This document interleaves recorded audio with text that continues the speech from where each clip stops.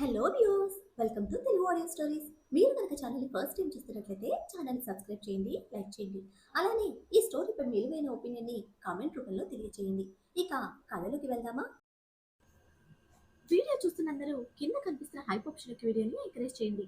మా పాపాయిని వదిలి వెళ్ళడమే మీ పని. వచ్చిన పని అయిపోయింది, ఇక వెళ్ళండి అంటూ కళ్ళతోనే తన మనుషులకు సైగ చేస్తూ ముందుకు వచ్చాడు జశ్వంత్ చంద్రన్. ఆ అగైన్ రాంగ్ స్టేట్మెంట్. మా అమ్మలో ఉన్న మంచి ఫీచర్స్ ఒక్కటి కూడా నిలలేదు. వదలడానికి వాళ్ళెవరు, ఉంచుకోవడానికి మీరెవరు? నాకు సెక్యూరిటీగా వచ్చారు, నా పని చేసుకుని వెళ్తాను అని చేయి పట్టుకున్నా చేతలు ఆపడానికి ట్రై చేస్తూ ఉన్నా వినిపించుకోకుండా ముళ్ళ కర్రలు పట్టుకున్న మగాళ్ళని తోసుకుంటూ లోపలికి వెళ్ళిపోయింది ఐరా. ఐరా వెనక్కి వెళ్ళబోతున్న చేతల్ని వెనక్కి తోసి అంటుగా నిలబడ్డారు ఆ ఇంటి కుర్ర వయసు వాళ్ళు. మా ఇంటి పిల్ల మా ఇంట్లోకి వచ్చింది, ఇక గొడవలొద్దు, మర్యాదగా వెనక్కి తిరిగితే మీకే మంచిది అంటూ బాపు వార్నింగ్ ఇస్తే ఇడియట్ అంటూ దూసుకు వెళ్ళిన ఐరాని తిడుతూనే ఫ్రస్ట్రేట్ అవుతున్న చేతన్, నేనిప్పుడే మీ అందరి మీద పోలీస్ కంప్లైంట్ ఇస్తా అంటూ రైస్ అవుతున్నాడు. ఏంటి బెదిరిస్తున్నావా? ఎక్కడికి వచ్చావో, ఎవరి ముందు నిలబడి మాట్లాడుతున్నావో తెలుసా? తిరిగి ప్రాణాలతో వెళ్ళాలని లేదా అంటూ మీదకు వచ్చిన బాలు అన్న చేతన్ కాలర్ పట్టుకుంటే బయట నుంచి అరుపులు వినిపిస్తూ ఉన్నా ఐరా వెనక్కి తిరిగి కూడా చూడకుండా ముందు మైత్రిని తీసుకుని ఇక్కడి నుంచి వెళ్ళిపోవాలి అని ఫిక్స్ అయితే ఏదో తెలియని ఒక స్ట్రాంగ్ ఫీలింగ్ తనని ఇక్కడ ఎవ్వరూ ఆపలేరని.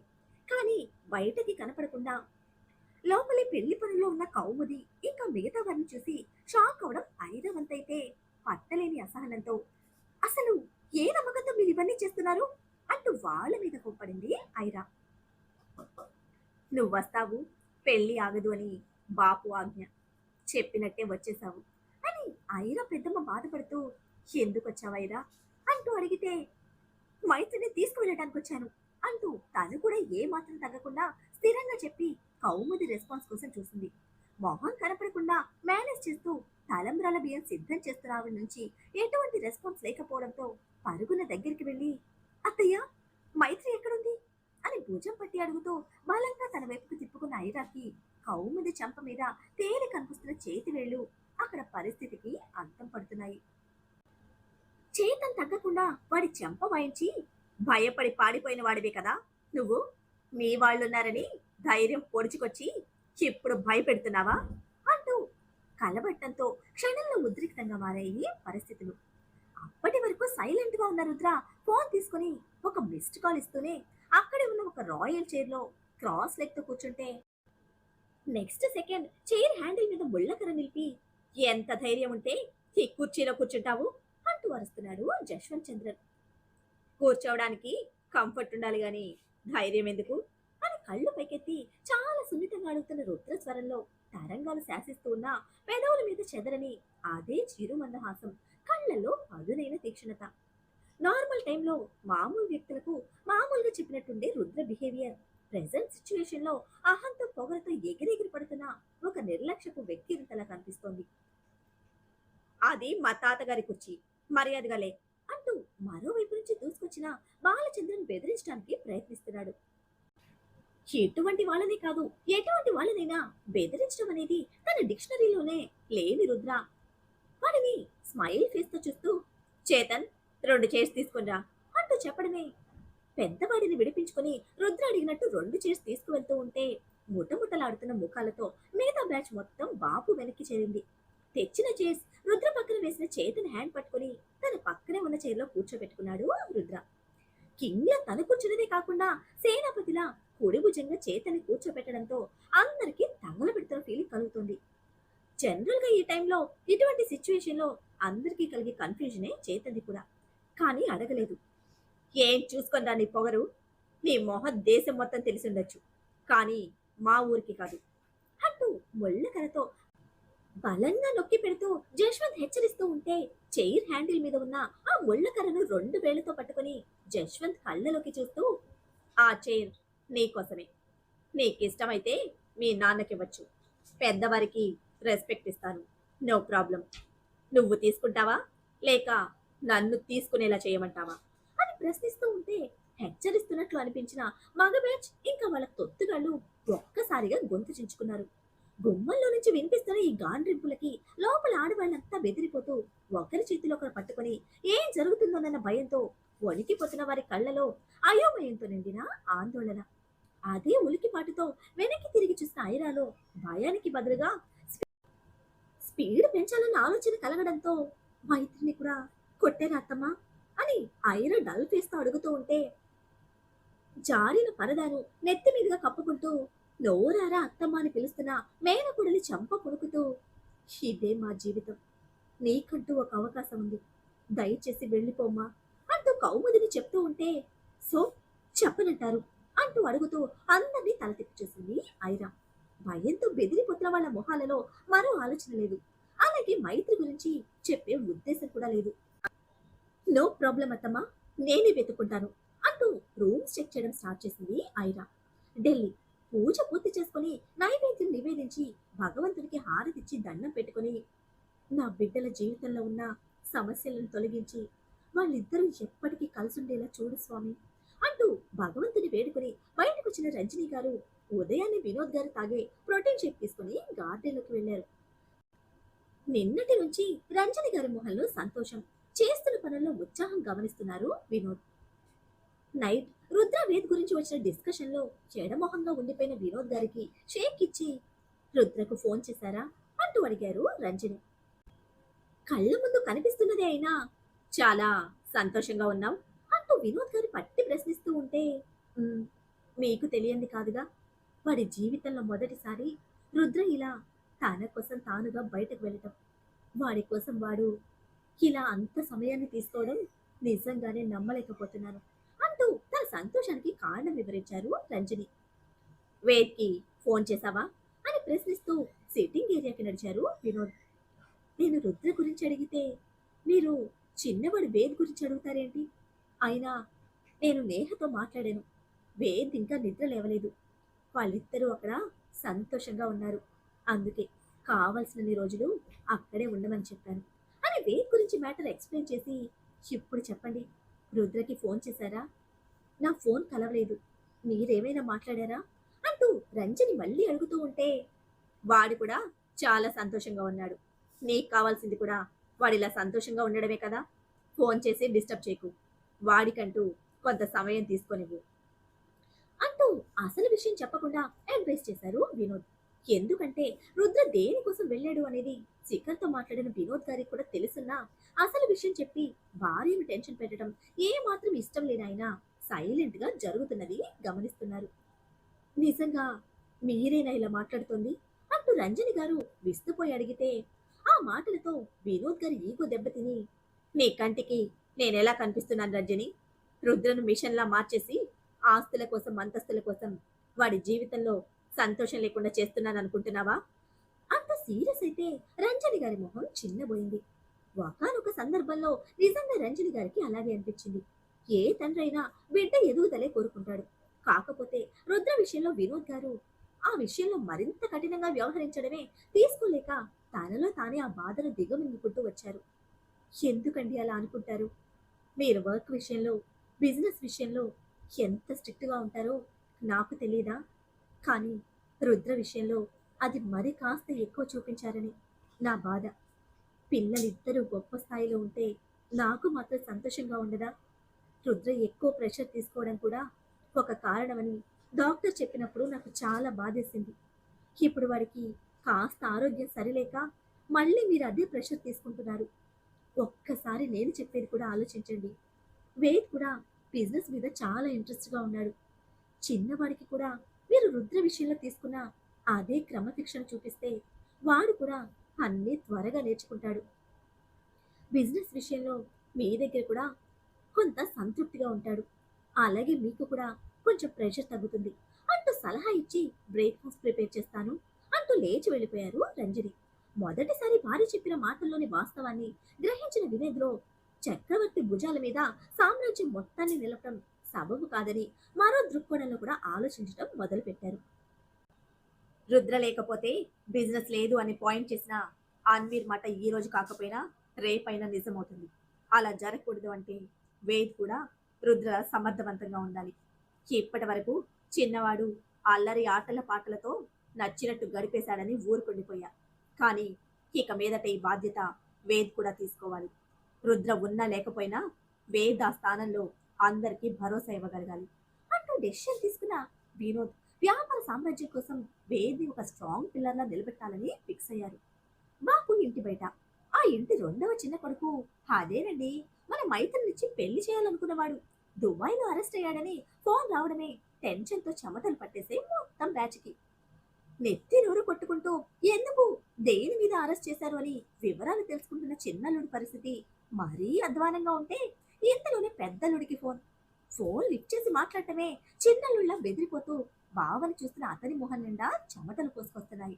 ఒకరి తర్వాత ఒకరికి వరుస పెట్టి ఫోన్లు మోగటం, ఆన్సర్ చేసిన ప్రతి ఒక్కరూ సమాధానం చెప్పలేని స్టేజ్ లో జశ్వంత్ని భయంగా దీనంగా చూస్తూ ఉండడంతో ఏదో తప్పు జరుగుతోందని గ్రహిస్తున్న జశ్వంత్ ముళ్ళు కర్ర రుద్ర గుండె మీద పెట్టబోతూ ఉంటే అరచేయి దానికి చివరగా అడ్డుగా పెట్టి తన గుండెను తాకకుండా ఆపిన రుద్రలో ఇంకా అదే సౌమ్యం.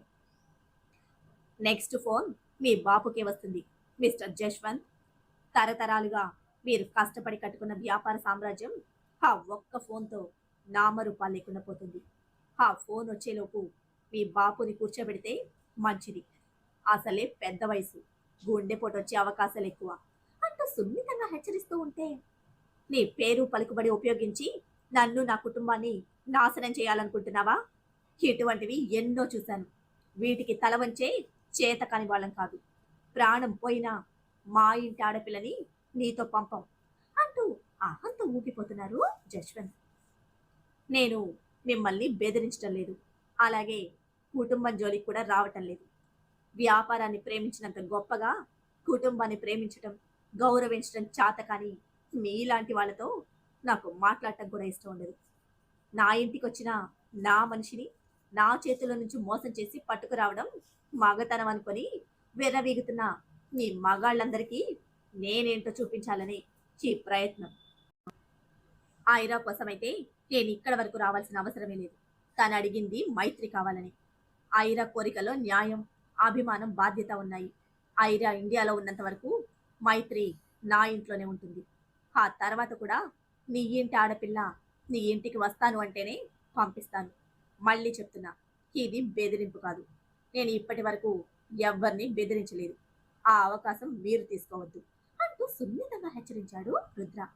ఏంట్రా మా నాన్నని బెదిరిస్తున్నావా అంటూ రుద్ర మీదకి దూసుకొచ్చిన బాలచంద్రని లేచి అడ్డుకున్న చేతన్ వాడి చెయ్యి వాడి మెడికే మెలేసి బిగించి పట్టుకుంటే ఇక అంతకన్నా ఆవేశంగా దూసుకొచ్చిన పెద్దోడు మీదకు విసిరిన చెయ్యి మెలేసి కింద పడేసి గుండెల మీద కాలు పెట్టిన రుద్ర శాసించి చక్రవర్తిలానే కనిపిస్తున్నాడు ఆ క్షణం. మీరు చేస్తున్నది చాలా పెద్ద తప్పు. ఐరా ఇంకా మైత్రితో ఒకే ఒక కంప్లైంట్ ఇప్పిస్తే మీ ఫ్యామిలీ మొత్తాన్ని బొక్కలో పడేస్తారు అంటూ మళ్ళీ కోపంగా చేతన్ గుర్తు చేస్తూ ఉంటే ఒక్కరి నోటి నుండి కూడా మాట రావటం లేదు. కాళ్ల కింద నలుగుతున్న కొడుకుల్ని తన కర్రను అడ్డుకొని సింహాల్లా శాసిస్తున్న రుద్రను భయంతో టెన్షన్తో చూస్తూ అల్లాడిపోతున్నా తగ్గడం ఏ మాత్రం ఇష్టం లేని అసహనంతో తండ్రిని చూశాడు జశ్వంత్. అతన్ని చూస్తూ ఉండగానే బాపు ఫోన్ మోగితే మళ్ళీ ఏ వార్త వినాల్సి వస్తుందోనని అందరూ గుండెలు గుబేల్మంటున్న తరుణంలోనే ఆ ఫోన్ మీ జీవితాన్ని మార్చేస్తుంది అంటూ మళ్ళీ చెప్పాడు రుద్ర. మరొక ఆలోచన లేదు జశ్వంత్. కర్ర పక్కకు విసిరేసి ఒక్కడుగులో తండ్రి దగ్గరికి వచ్చి ఆ ఫోన్ తీసుకుని తానే ఆన్సర్ చేశాడు. ఏది విన్నా సరే తను సమర్థించుకోగలనన్న నమ్మకంతో. అటు నుంచి స్టేట్ మినిస్టర్. జశ్వంత్ అని మినిస్టర్ నోటి నుండి తండ్రి ఫోన్లో తండ్రి స్థానంలో ఉన్న తన పేరు వినడమే జశ్వంత్ కి పూర్తిగా క్లారిటీ వచ్చింది. కానీ అంతా చూస్తున్న బాపుని నెమ్మదిగా నీరసం ఆవహించేస్తే ఓటమి ఒప్పుకోలేని అయిన అహం ఇక నిలబడనివ్వలేదు. నేలకు వరిగిపోతున్న బాపుని మగాళ్ళందరూ కలిసి చేతులతో పట్టి తీసుకెళ్లి రుద్ర పక్కన తన ఆఫర్ చేసిన కుర్చీలో కూర్చోబెట్టారు. కోరుకున్నది కాకపోయినా రుద్ర శాసించింది. అందులో కూర్చోవడమే బాపుకి తల తీసేసినట్టయితే తన కాలు కింద నలుగుతున్న పెద్దోడి మీద నుంచి కాలు తీస్తున్న రుద్ర పెదవుల మీద ఎప్పటిలా చిన్న నవ్వు. థ్యాంక్ యూ అని మెసేజ్ టైప్ చేసి చేతని రమ్మని కళ్ళతోనే పిలుస్తూ ఇంటి లోపలికి వెళ్ళాడు రుద్ర. కోపంతో ఊగిపోతున్న అందరికీ రుద్రను అడ్డుకోవాలంటే ధైర్యం సరిపోవటం లేదు. ఇక్కడ జశ్వంత్ నోటి నుండి మాటలు రాక అటు నుంచి మినిస్టర్ చెప్పేదే వింటూ ఉన్నాడు. ఆ అమ్మాయి పారిపోయినా నీ చెల్లెలు కూతురే కావచ్చు. కానీ తను పుట్టింది ఆ దేశంలో. తనని తీసుకొచ్చి నీ ఇంట్లో బంధిస్తే రేపు పేపర్‌లో నీ ఇంటి పేరుతో పాటు రాష్ట్రం పేరు కూడా వినపడుతుంది. ఈ విషయం కేంద్రం దాకా పోతే పిలిచి మరీ ముఖాన ఉమ్మేస్తారు. నీ కొడుక్కిచ్చి పెళ్లి చేసినంత మాత్రాన ఆ పిల్ల ఈ ఇంటి కోడలైపోదు. తను మేజర్. బలవంతంగా పెళ్లి చేశారని, బంధించారని ఒక్క కంప్లైంట్ ఇచ్చిందంటే చాలు. ఊరు రాష్ట్రం కాదు, దేశం దాటిపోతుంది. మీ మొద్దు మొహాలకి ఏమీ తెలియటం లేదు. టెక్నాలజీ మారిపోయింది. పాత కాలాన్ని వదిలిపెట్టి ప్రస్తుతంలో బతకండి. రుద్రాంశ్ మెహతాతో ఆ పిల్లని పంపించి ఆ తర్వాత వచ్చి నన్ను కలువు అని చెవులకు చిల్లులు పడేలా గడ్డి పెట్టి స్టేట్ మినిస్టర్ ఫోన్ కట్ చేస్తే లోపలికి రావడమే. కంగారుగా చేతన్ కళ్ళు ఐరా కోసం వెతుకుతూ ఉంటే చేతన్ కన్నా ముందే ఇంట్లోకి వచ్చిన రుద్ర బ్రీత్ బరువుగా మారింది. ఆ క్షణం కళ్ళు మూసుకొని తన పల్స్ చెక్ చేసుకున్న రుద్రలో ఒకలాంటి టెన్షన్ స్టార్ట్ అయింది. పాత కాలపు ఒంటె అంతస్తుకు మిద్దె బంగ్లా. పై అంతస్తు నుంచి కింద వరకు పెళ్లి కోసం పూల దండలతో రకరకాల పువ్వులతో పూర్తిగా అలంకరించింది. ఇంటి నుండి మధ్యకు వెళ్లి మండపం వధూవరుల కోసం అత్తరు పూసిన దారాలతో గులాబీ రేకులు లిల్లీ పూలు కలిపి కట్టిన వరమాలలు. మండపం మీద పసుపు కుంకుమ, చందనం ఇంకా పన్నీరు. జరగబోయే కళ్యాణానికి సుగంధాలు పవిత్రత అద్దడానికి సిద్ధంగా ఉంటే ఇంటి నిండా ధూపం వేసినట్టున్నారు. ఆ పరిమళంలో కలిసిపోయిన దేవుడి ముందు అగరత్తుల పవిత్రత. ఆవులిగి చందనపు చెక్కలు ఇంటి లోపల గాలిని పూర్తిగా సుగంధంతో నింపేస్తే మండపం అలంకరణలతో పైకప్పు సగం వరకు మూసుకుపోవడంతో ఆ వెలుతురు కవర్ చేయడానికి ఇంకా మ్యారేజ్ షూట్ కోసం నట్టింట 4 వైపులా సెట్ చేసిన ఫోకస్ లైట్స్. కళ్ళు తెరిచి చుట్టూ ఒకసారి కళ్ళు తిప్పి చూసిన రుద్రకు నెమ్మదిగా హెడేక్ స్టార్ట్ అవడంతో పాటు తనలో సడన్ చేంజ్ కు రీజన్ తెలియటం లేదు. సంథింగ్ ఈజ్ రాంగ్ అని కన్ఫర్మ్ చేసుకుని బయటకు వెళ్ళిపోవడానికి తిరిగిన రుద్రకు హార్ట్ బీట్ అప్పటికే రైజ్ అవుతోంది. ఆ డెకరేషన్ చూడడమే చేతన్ మొహం పూర్తిగా మాడిపోతే ఏడియట్స్ అని తిట్టుకుంటూనే ఐరా ఎక్కడా అని ఒకరినొకరు పట్టుకొని ఒక మూలగా నిలబడిన ఆడవాళ్లను ప్రశ్నిస్తున్నాడు చేతన్. సంబడి హెల్ప్ అని పొలికేకలా వినిపించిన ఐరా గొంతుకి రుద్ర చేతన్ ఇద్దరు ఒక్క క్షణం కూడా ఆలోచించకుండా పోటీ పడుతూ పైకి పరుగులు పెడితే స్టోర్ రూమ్ లాంటి చీకటి గదిలో కట్టేసి సోయ లేకుండా ఉంది మైత్రి. తన ఒంటి నిండా దెబ్బలు చూసి నా వలనే అని గిల్టీ ఫీల్ తో ఐరా కళ్ళలో నీళ్లు తిరుగుతూ ఉంటే ఏమైంది ఐరా వేర్ ఆర్ యూ అంటూ తలుపులు తోసుకుంటూ వచ్చిన రుద్ర చేతన్ ఇద్దరికి మైత్రి ముందు మోకాళ్ళ మీద కన్నీళ్లు పెట్టుకుంటూ కనిపించింది ఐరా. పాత సామాన్తో నిండిపోయిన ఆ రూమ్ మొత్తం దుమ్ము ధూళితో ఆ మురికిలోనే నేల మీద పిండి ముద్దల పడేసి ఉంది మైత్రి. లుక్ ఎట్ హర్ అని ఎమోషనల్ అవుతున్న ఐరా తన ఒంటి మీద దెబ్బలు చూపిస్తూ they are just animals, really animals. వాళ్ళకి మనుషుల మధ్య బ్రతికే రైట్ లేదు. It's completely my mistake. ఇంత భయంకరంగా టార్చర్ చేస్తారని అస్సలు ఊహించలేదు. ఓన్ డాటర్ కదా, వాళ్ళ చేతులతో వాళ్ళే ఇలా how could they had even do like this అని పిచ్చి పిచ్చిగా ప్రశ్నిస్తున్న ఐరా కన్నీళ్లు, మైత్రి సిచ్యువేషన్, ఇంకా వెనకాలే పరుగుల మీద వచ్చిన ఆడవాళ్ల నిస్సహాయత మనసున్న ఏ మనిషికైనా కోపం కట్టలు తెంచుకునేలా చేస్తుంది. బలంగా దీర్ఘంగా ఊపిరి తీసుకుంటున్న రుద్రలో ఇది అని చెప్పలేని ఆవేశం ఒళ్ళు విరుచుకుంటూ నెమ్మదిగా బయటకు వస్తూ ఉంటే స్టాప్ ఇట్ అని ఆ ప్లేస్ మొత్తం దద్దరిల్లేలా రంక వేసిన రుద్ర తనకి పక్కగా ఉన్న డోర్ మీద బలంగా గుద్దడంతో ఆడవాళ్ళంతా భయపడి మరొక 2 అడుగులు వెనక్కి తీసుకుంటే ఫస్ట్ టైం రుద్రలోని యాంగ్రీ మోడ్ చూస్తున్న చేతర్ కూడా ఒక్కడుగు వెనక్కి వేశాడు. అదిరిపడిన ఐరా మ్యూట్ అయిపోతే నీకు కావాల్సింది తనే కదా, ఏడుస్తూ కూర్చుంటే కాలం ఇక్కడే కరిగిపోతుంది. తనను తీసుకొని కదులు, ఎవడడ్డొస్తాడో నేను చూస్తా అని హెచ్చరించిన గొంతులో ఐరాను ఆదేశించి స్లీవ్స్ అడ్జస్ట్ ఫోర్స్ గా లాగుతూ ఉన్నాడు. అది స్టైల్ గా మడత పెట్టడం కాదు, చూసే వాళ్ళకి ఆవేశంలో కనిపిస్తూ ఉంటే చూసే కళ్ళతో పాటు రుద్ర కూడా తెలియని విషయం హీట్ అవుతున్న హార్మోన్స్ ఎఫెక్ట్ తో స్వెట్ పుట్టుకొస్తున్న బాడీ మీద చిరాకుని చూపిస్తున్నాడు. రుద్రలో ఆ చేంజ్ ఇది అని కనిపెట్టలేంది, అసలు వస్తుందని కూడా తెలుసుకోలేనిది. హే, దిష్టి బొమ్మలా నిలబడి చూస్తున్నావేంటి అంటూ చైతన్ని మెడ పట్టుకుని ముందుకు తోసి go go and get her అంటూ ఆర్డర్ వేసి మోకాళ్ళ మీద ఉన్న ఐరాను గెటప్ అంటూ గద్దించేసరికి స్ప్రింగులా లేచి స్టిఫ్ గా నిలబడింది. రుద్ర కంఠం ఆదేశించటం లేదు, శాసిస్తోంది, గర్జిస్తోంది. సహజంగా అది మైత్రి సిచ్యువేషన్ అవడం వలన కలిగిన ఆవేశం అనిపిస్తోంది అక్కడున్న అందరికీ. మరి ఇప్పుడు రుద్ర పరిస్థితి ఏమిటి? తనలోని బీస్ట్ నిద్రలేస్తే శిఖర్ ఇచ్చిన కామింగ్ షాట్ ఇప్పుడు రుద్ర పరిస్థితిని కంట్రోల్ చేయగలుగుతుందా? లేక రుద్ర ఆవేశం ఎవరినైనా బలి తీసుకుంటుందా? రుద్రని ఫస్ట్ టైం అటువంటి సిచ్యువేషన్ లో చూసిన ఐరా ఏ స్టెప్ తీసుకుంటుంది? ఏం జరుగుతుందో తెలియాలంటే నెక్స్ట్ ఎపిసోడ్ ని ఫాలో చేయండి. అలానే ఈ ఎపిసోడ్ లైక్ చేయడం మాత్రం మర్చిపోకండి. Bye friends.